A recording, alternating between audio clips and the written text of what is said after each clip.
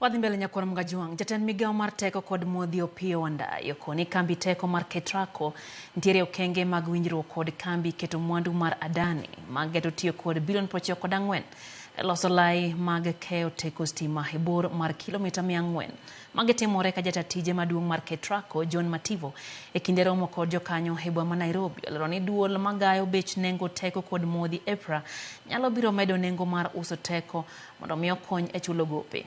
Manaka jafom mar Walter Nyabaga leronwa Mativo koni okang' ma kamano inyal chopie kaluwore kod medruok e dwaro mar teko stima e thurka.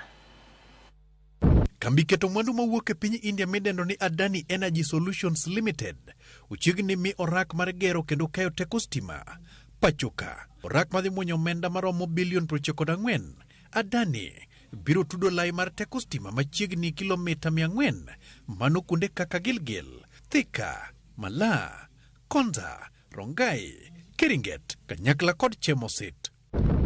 Kagini romo mokelo kanyakla jokanye sekta mar teko mane obagi boma Nairobi orak migero ni dhirume higa mar 2027. Jatend migao mar teko kod modhi Opiyo Wandayi okoni chenro no dhi konyo yudo duoko ne nok mar teko stima ne jo Kenya e kuonde kaka Imbo mar Kenya, alwora mar dhowadh nam chumbi to kod nyandwat mar Kenya. Koponi otim tijno ma onge mibadhi. We are not just building power lines. We are constructing the backbone of our nation's economic growth. Ekideno, bende jatatije maduong' mar Ketraco John Mativo olero ni duol marango nengo modhi pachoka EPRA biro medo nengo modhi e giko mar igani kaka yoro yuolo omenda mag chulo gope mag Kenya.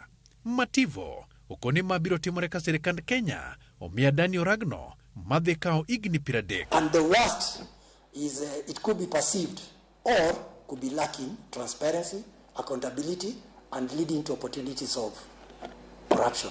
Magitimore ka jo Kenya pod ogolo chung' motegno makwedo godo sirikand Kenya miyo kambi mar Adani orak makamano pachoka. I need to scratch my head where the 4 billion, 4 point something is going to come from. Walter Nyabaga, Ramogi TV. Riwruok maked ne ratiro mag